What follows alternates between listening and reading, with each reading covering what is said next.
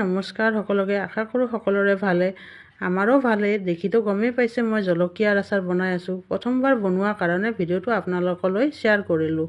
জলকীয়াখিনিক মই প্ৰথমতে ভালকৈ ধুই ৰ'দত শুকাই লৈছোঁ আৰু এনেকৈ মই মিহি মিহিকৈ কাটি লৈছোঁ। তাৰপিছত মই এইফালে মছলাখিনি ভাজি লৈছোঁ। মছলাখিনিত মই পাঁচফোৰণহে ব্যৱহাৰ কৰিছোঁ। মছলাখিনি ঠাণ্ডা হ'বলৈ দি মই এইফালে জলকীয়াখিনিত 1 চামুচ হালধি, 2 চামুচমান নিমখ দি দিছোঁ। তাৰপিছত মই মছলাখিনি ইয়াতে দি দিছোঁ।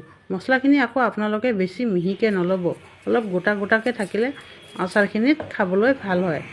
এইফালে আকৌ ভালকৈ লৰাই চৰাই দি মই মছলাখিনিত তেলখিনি ঢালি দিছোঁ।